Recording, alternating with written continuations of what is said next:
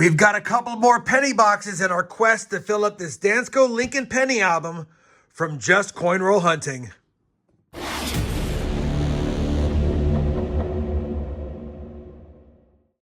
Hey everyone, it's RobFindsTreasure and welcome back to the channel. 2 more penny boxes and 2 more closer to 1,000,000 pennies searched. Only 24 boxes away from 1,000,000 pennies hunted for this Hunt and Fill series. And these are going to be boxes 377 and 378.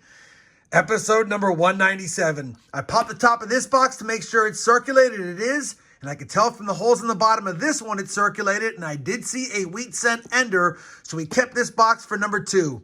Let's get right to the hunt. We'll update the books at the end and catch you all up. But I know you guys don't like long intros. And neither do I today.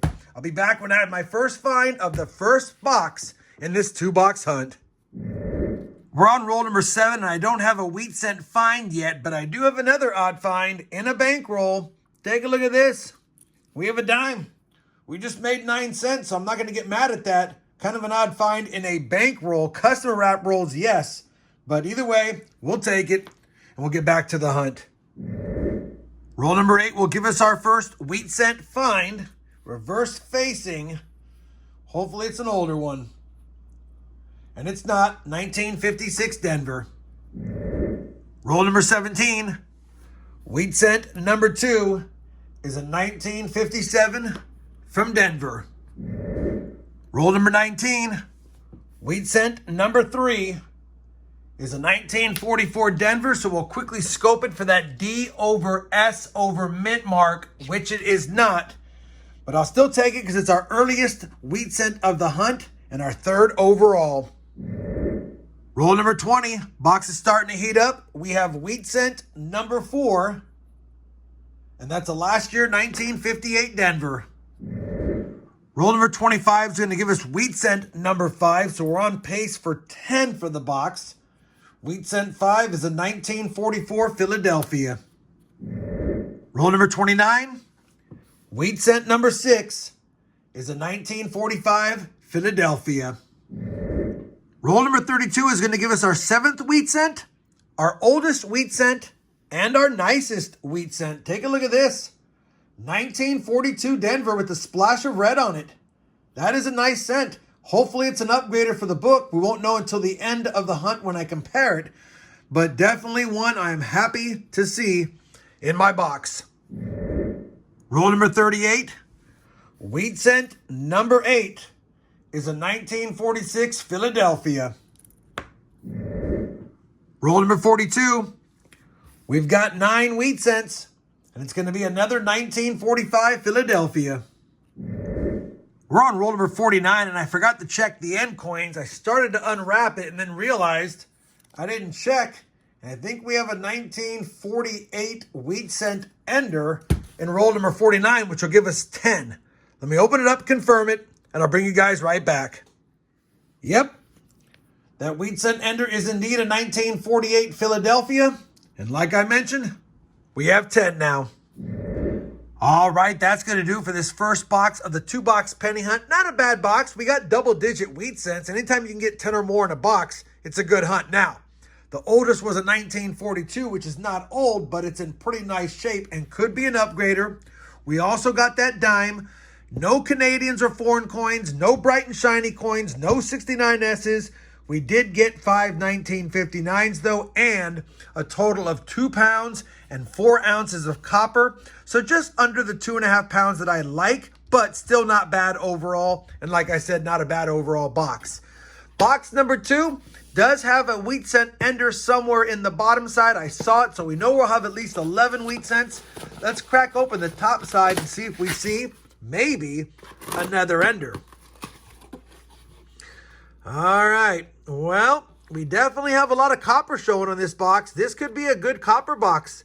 And I can't tell if we have any wheat cent enders at first glance, but definitely am pleased with what I'm seeing on the top side. All right. Let's get to hunting, see how this box pans out, and I'll bring you guys back with my first find of box number 2. Roll 55. Wheat cent number 11. Another 1958 from Denver.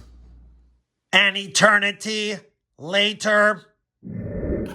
Well, we're up to roll number 25 of box number 2, the 75th roll of the hunt, and I thought knowing that we had a wheat cent ender in this box, we would see a handful of them, or at least a handful of wheat cents before we got to the end coin, and it hasn't been the case. Only one wheat cent so far in box number 2, although copper's been pretty decent. I bring in, though, because we're finally on that wheat cent ender, and it'll be the second one of the box, only now the 12th of the hunt. Let's crack it open, see what year it is, and hopefully this box heats up. That wheat cent ender for wheat cent number 12 is a 1946 from Denver. Roll number 80, wheat cent number 13. And that's a 1942 San Francisco. Roll number 81. We now have 14 wheat cents. And that's a 1946 Philadelphia. Roll number 86 will get us to 15 wheat cents now. It's a damaged and corroded 1956 Denver. Roll number 90. Wheat cent number 16. Another 1946 from Philadelphia. Roll number 96, and I saw a thick edge when I opened up the roll, so I took a quick peek and take a look at what it is. Don't see those in circulation too often. That's going to be a proof cent. It's going to be a San Francisco minted proof cent. You can tell by the deep cameo it's going to be more of a modern one. Probably in the 90s. Nope, a little bit more modern. 2002 San Francisco. It's circulated, but it's a beauty. I'll take it. We don't find proof coins in our penny boxes very often, although we see them in the other denominations frequently. We'll take that. 16 wheat cents, a dime, and a proof coin. 4 rolls left.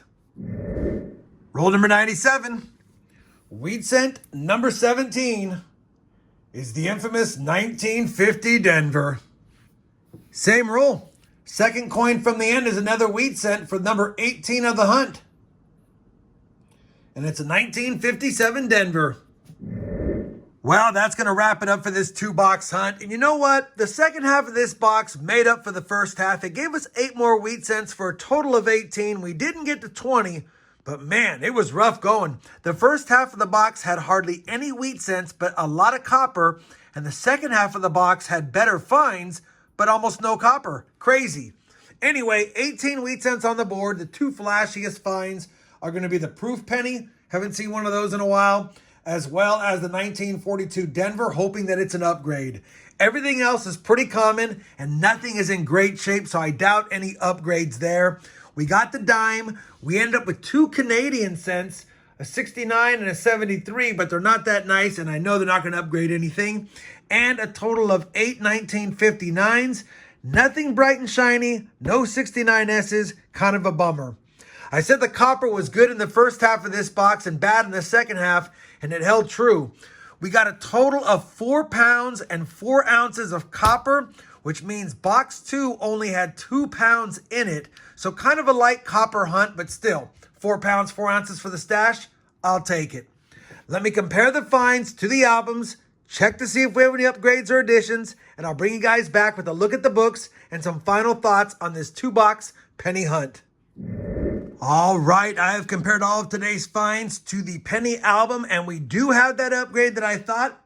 There's the 42 Denver we found today with a splash of red, and the 42 Denver we had in there, although it's got decent detail, it's all brown. So despite a little bit of environmental damage on that one, it's still a nicer coin. We'll add it to the collection and call it an upgrader. Nothing for the Canadian small cent albums, although in my last video, I showed you that I had a handful of Canadian small cent rolls. I was able to add some, so now we're only missing 11 pennies from the books, the 1953 shoulder fold, as well as another 10 from 2002 to 2012. So that's what we're missing through 193 boxes there.